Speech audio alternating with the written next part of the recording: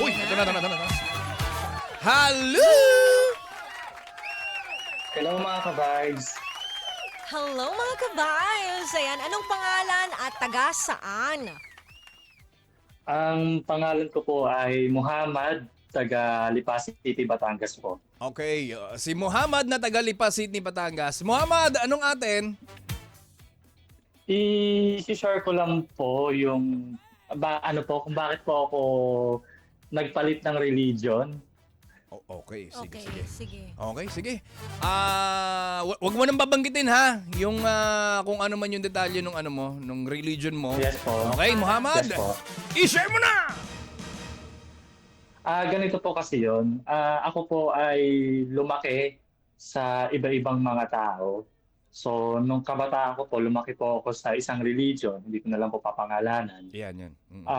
Isa sa mga reason po kung bakit po ako nagpalit ng relihiyon ay dahil naka-experience po ako ng matinding trauma sa poder ng mga dati kong tinitirahan sa particular na religion na yun. Yung So, unang religion niya. Tama ba? Opo. Okay. Nung time po kasi na yun sa stepfather ko po, madalas po akong maltratuhin nung bata po ako. 9 years old po ako nung minaltrato po ako. Palibhasa po yung nanay ko nagtatrabaho sa Saudi ng ilang taon. Kaya doon po ako pinalaki sa stepfather ko. Yung problema po, hindi naman po ako inalagaan ng maayos ng stepfather ko and may favoritism din po siya doon sa stepbrother ko. Wala naman po akong problema sa stepbrother ko. It's just that, hindi ko lang po matanggap yung ganong klase ng treatment. And then, after po noon, from that point, sa stepfather, pinalaki naman po ako doon sa mga tiyahin ko on the same religion din po, same experience din po. Itong Na tita mo, hindi- wait lang. Itong Apo. tita mo, kapatid ng nanay mo. Hindi po, kamag-anakan po nila. Kamag-anakan lang. Pero sa side pa rin to ng nanay mo. Hindi na to dun sa stepfather mo. Hindi rin po. Parang tiyahin niyo po yung tawag ko sa kanya kasi doon po dati nakitira yung nanay ko nung So hindi panahon nyo, nag-a-attach hindi na nyo po ako. Kadugo. Hindi po. Hindi Okay. po Sige, talaga. tuloy mo kwento.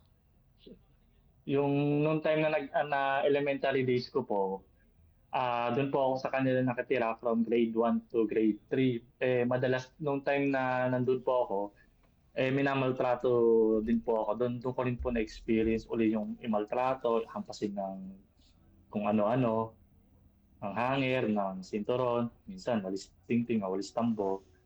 At that point, nung nalaman kong umuwi yung mother ko galing Saudi, that was nung grade 3 po ako, 2007. Nalaman ko po na nakatira siya ngayon sa Caloocan. Doon po talaga sa tiyahin ko na kadugo. Bali, ang ginawa ko po, naglayas po ako. Ang una ko pong ginawa bago po ako maglayas, nangupit po ako yung mga babaryahin po sa tindahan na nakalagay po sa lalagyan, yung malaking mayonnaise. Kumupit Garapon. ako doon ng malaking coins. Hindi po nila alam, yung akala po nila nung una, pumasok po ako ng school. Nalaman na lang po nila the next day na doon pala ako tumuloy sa tiyahin ko kasi nandun yung nanay ko po. Then after po nun, nung nalaman ni mama na mas gusto ko doon tumira, nag-decide na si mama na kunin na lang yung gamit ko at doon na lang kami tumira. Ang medyo mahirap lang po kasi nung time na yon, kung babalik po tayo dun sa part na minamaltrato po ako nung Stepfather stepfather ko, mo, at saka nung tita-tita mo. may mga bagay ako na natutunan na hindi ko dapat matutunan nung kabataan ko. Like, natuto ako mangupit, na ang hirap gamutin siguro dahil sa inggit sa family, inggit sa iba kong relatives na bakit sila merong ganito, merong ganyan, bakit sila nagagastos ng ganito. Natuto akong mangupit. So yun yung parang nahirapan ako gamutin yung sarili ko until the moment na lumipat ako ng Lipa City, Batangas. That was 2012 naman. Nung pagkalipat ko ng Lipa, Batangas, doon ako napaisip kung dapat ba magpalit na lang ako ng religion from this religion to a new religion para sa tingin ko, para makalimutan ko na yung mga traumatic experience ko nung nasa poder pa ako ng stepfather ko. Kasi So To be honest. Muhammad, magkukulang na Opo. kasi tayo ng oras, ano. Gusto lang natin na Opo. linawin yung pinaka-concern mo. Ang tanong mo ay Opo. ano ang pinakatanong mo? Tama po ba na nagpalit ako ng religion just because na para makalimutan ko yung traumatic experiences ko, or because yun yung una kong tanong talaga. Kasi matagal ko na siyang palaisipan until now, na parang sa tingin ko, naging masaya ba ako nung lumipat ako ng religion? Sige, ganito. Until now, hindi ko rin maisip eh. Ganito, Muhammad, pakinggan mo maigi yung sasabihin sa'yo ni DJ Main, ha? Ito yung point of view ni Mengay, kaya makinig kang maigi. Tinatanong niya kung tama ba yung desisyon niya sa paglipat niya ng relihiyon. Parang wala namang kaso yung relihiyon dun eh. 'Di ba? Kung yung tao talagang minamaltrato ka at ganun talaga ang personalidad nila kahit anong relihiyon pa yan. At siguro hindi siya walang rights manakit, 'di ba? Pero anong i-expect mo? Hindi mo naman kadugo yun eh. Stepfather mo yun eh. 'Di ba? Ang mahirap niyan kasi lumaki ka ng wala dun yung magulang mo. Na siguro dahil sa hirap ng buhay, kaya nagawa niyang maging OFW. 'Di ba? Si Mother. Si Mother, hindi rin naman natin siya pwedeng sisihin. Pero sana bilang magulang nandun siya, 'di ba? Tapos kung ikaw ibibigay niya, dapat dun sa taong talagang alam mo yung maaasahan niya na hindi makakante yung anak niya. Kasi kung mahal talaga siya nung stepfather mo, 'di ba? Hindi yun maiisip ng stepfather mong saktan ka, lalo na importante ka dun sa nanay mo. Dahil anak ka eh. Tapos dito naman sa tita-tita, ano pang expect mo? Eto nga 'di ba? Parang bagong love life na nga ng tatay mo, nasaktan ka. What if pa dito sa hindi mo naman kaano-ano? Kaya yung paglipat mo ng religion, wala namang masama din talaga dyan. Choice mo yan eh. Pero hindi yan kumbaga wala siyang bearing dun sa trauma na meron ka.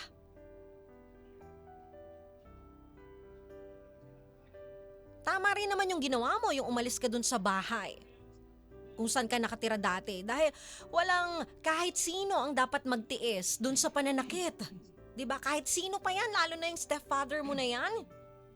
At buti nalaman mo na nakauwi na yung nanay mo. Pero sana naging open ka rin sa nanay mo para sana naintindihan ka niya. 'Di ba? Alam niya yung naging trauma mo, natulungan ka niya.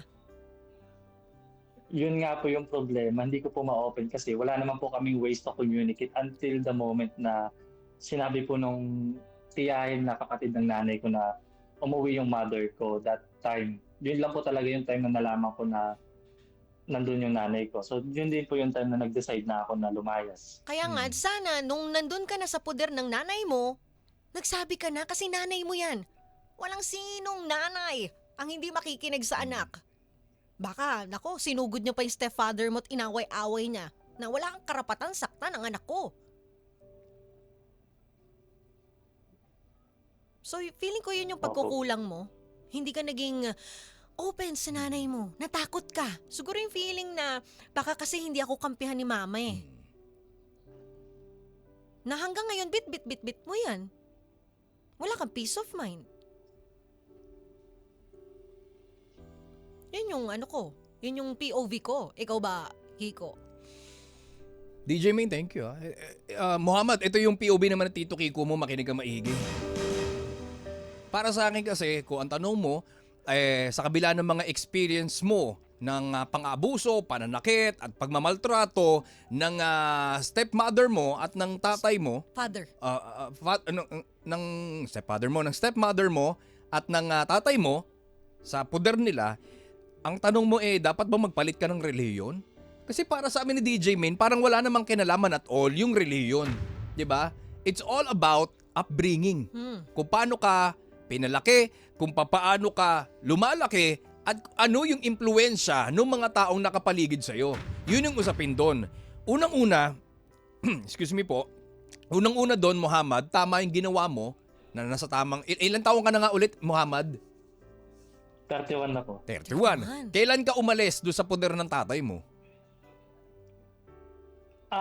Nung umalis po ako sa poder Anong ng edad mo? tatay ko, 9 years old po. Nine year, pa lang, bata. oo. Okay. So sa ganung edad, open-minded ka na, matured enough ka na alam mo na ang tama't mali at nakakapag-desisyon ka na para sa sarili mo. Tama yung ginawa mo na sa edad na 9 anyos ay umalis ka na doon dahil alam mo, Muhammad, hindi ka gagaling sa isang sugat hanggat nandoon ka sa sitwasyon kasama yung mga tao na nagdudulot nung sugat at nana sa puso at kaluluwa mo.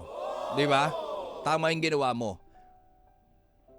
Pangalawa, para lang magkaroon ka ng peace of mind, Muhammad, regardless kung anong relihiyon ang kinagisnan mo o kinabibilangan mo ngayon, walang kinalaman yan sa traumang inabot mo doon sa mga taong dapat sana ay nagbibigay sa iyo ng pagmamahal, aruga, at pangunawa habang lumalaki ka. Walang kinalaman ang relihiyon. Okay? Alisin mo sa puso mo yung hinanakit mo sa partikular na relihiyon. Walang kinalaman yan. Siguro ang kinakailangan mong gamutin sa pagkakataon nito, Muhammad, kasi DJ May nagkaroon siya ng childhood trauma eh. Totoo. Na-confuse siya Na-confuse. sa kung ano yung dapat ganito ko eh. Pero sa ganitong edad ko, naranasan ko na agad Yung to eh. ganito. Nainggit na siya. Di ba? Dumating siya sa Totoo. point na yun eh. Nainggit. Natuto siyang mangupit. Mangupit. Kasi nga, kaya nainggit, hindi siya binibigyan dahil hindi naman siya kadugo doon. At walang tamang paggabay eh. Kasi nga, Wala wala yung ay nanay. nanay. Di ba? At naiintindihan ka namin sa part na yun, Muhammad.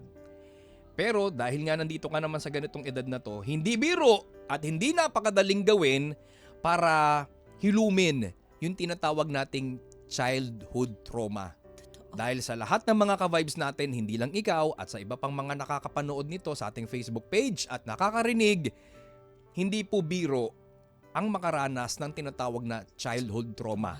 Iba-iba man ang paraan, iba-iba man ang dahilan, pero iisa po ang nagiging resulta nito sa lahat ng mga ka-vibes natin na nagsilakihan na pero nakaranas ng tinatawag na childhood trauma. Nagkakaroon sila ng puso na nalilito, nagkakaroon sila ng mga desisyon na hindi dapat at magpahanggang sa edad na matanda na sila, andun pa rin yung sakit, Totoo. bit-bit, simula pagkabata. Pwede mong gawin, Muhammad, si Ermat, mag-open up ka sa kanya, sabihin mo lahat ng mga frustration mo, lalong-lalo na noong mga panahon na wala siya.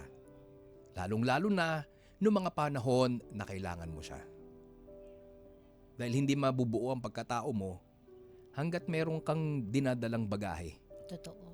Bitawan mo na, hindi makakatulong yan, at hindi ka makakausad kung saan mong gustong pumunta hanggat may anino kang kinatatakutan. Ako habol ko lang DJ Kiko. Mm. To Muhammad. Hindi natin kontrolado yung nangyari sa atin noon, sa past natin. Pero may choice tayo kung papaano natin haharapin yung buhay natin ngayon. Kasi yun yung importante, yung ngayon. Kasi yun yung magdadala sa atin ng future natin. 'Di ba? At ang pinaka-importante, Muhammad, hindi mo hahayaang ang sakit ng nakaraan ang magdidikta ng buhay mo ngayon. Okay, Muhammad? Sana kahit papano natulungan ka namin, nabuksan namin ang isip mo, tabigyan ka namin ng kahit katitig na kaliwanagan para sa puso mo, kaluluwa mo at isip mo para makausad ka na sa buhay na ipinahiram sa iyo ng langit. Okay? Okay po. Muhammad, kung nandito si Ermat at si Erpat, anong gusto mong sabihin sa kanila ng taos sa puso? Sa Ermat ko or sa mama ko po, salamat kasi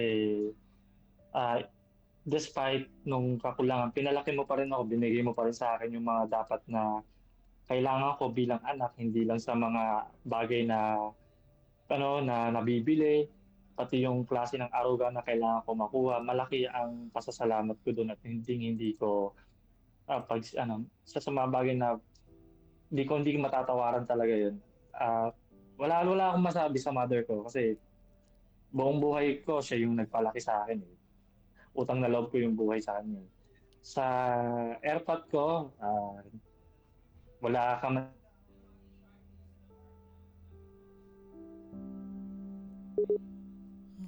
Muhammad? Muhammad? Binibigyan ka lang namin ng 10 segundo. Sumuko ka na. Sumuko ka Kami na. nakapaligid na sa'yo. Kanina ka pa madaldal. Muhammad? Naubos na yung load ni Muhammad. Hello, Muhammad? Wala na Wala talaga. na talaga siya. Bumigay na talaga siya. Pero okay lang. Maraming salamat. Salamat!